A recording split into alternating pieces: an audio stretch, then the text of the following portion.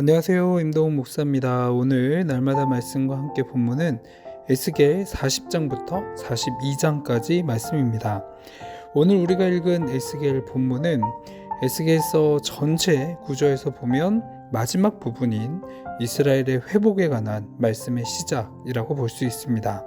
그 회복의 시작은 에스겔 40장부터 42장까지 나타나고 있는데 바로 성읍에 대한 형상과 새로운 성전의 구조에 대해서 말씀을 하심으로 이스라엘을 회복시킬 것을 보여주고 있습니다. 그 후에 하나님은 에스겔에게 새 예루살렘과 성전을 보고 이스라엘 족속에게 전하고 성전의 설계도를 보여주며 법도와 규례를 지키고 행하게 하라고 명령하셨습니다.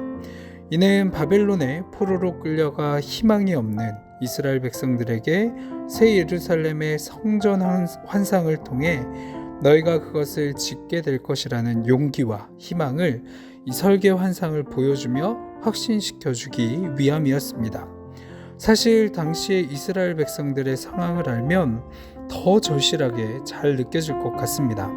이들의 상황은 어땠을까요? 한마디로 절망 그 자체였습니다. 나라를 잃고 예루살렘 성은 무너지고 하나님의 성전마저 파괴된 상황이었습니다.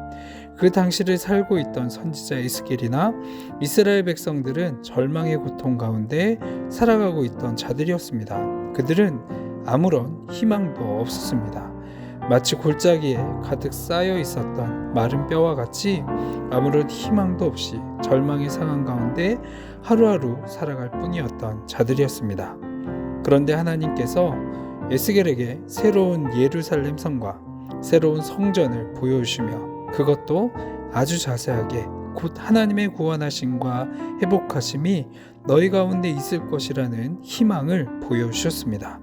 이제 이 성전에 대해서 조금 자세하게 말씀을 나눠보면 오늘 본문에 나오고 있는 성전을 통해 보여주는 것은 성전은 바로 하나님의 임재의 상징이라는 것을 볼 수 있습니다. 그 성전이 세워지게 되면 하나님과 인간을 가로막는 모든 담은 허물어지게 됩니다.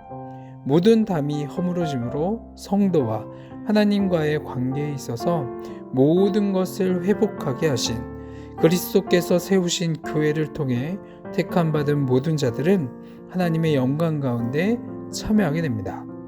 한 걸음 더 나아가서 또 본문이 상징하고 있는 성전의 모습은 예수 그리스도의 재림으로 완성되어질 새하늘과 새 땅을 보여주는데 이것은 성도인 우리들에게 있어 큰 소망이 됩니다.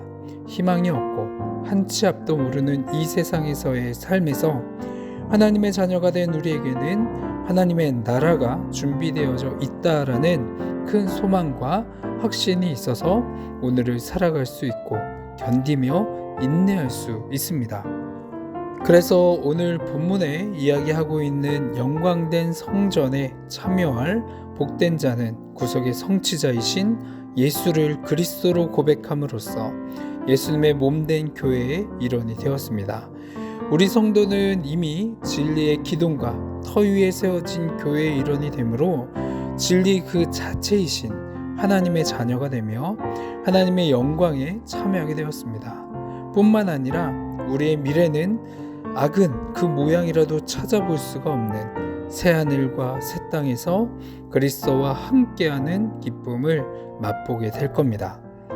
우리는 그리스도를 영접하고 주로 고백하는 자들에게 약속되어진 이런 영광된 미래를 바라보며 바로 지금 우리가 선 이 자리부터 하나님의 나라의 시민으로서 합당한 자질인 그 성결함을 쌓아가기 위해 더욱더 노력하며 구하고 또 하나님의 말씀대로 성화의 삶들을 살아가야 합니다. 그래서 오늘 하루의 삶을 살아갈 때 우리는 그의 약속대로 의가 있는 곳인 새하늘과 새 땅을 바라보도다라고 고백하는 베드로후서 3장 13절의 말씀을 우리 가슴 가운데 새기고 하나님 나라의 백성으로 살아가는 저 여러분 되기를 소망합니다. 아멘. 기도하겠습니다. 사랑이 많으신 하나님 아버지, 오늘도 주님 앞에 나와 함께 기도하게 하시고 말씀을 들을 수 있게 하심에 감사합니다.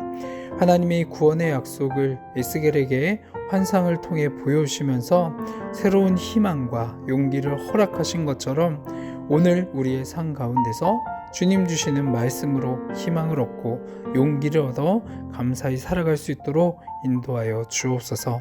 감사합니다. 이 모든 기도 사랑이 많으신 예수 그리스도의 이름으로 기도합니다. 아멘.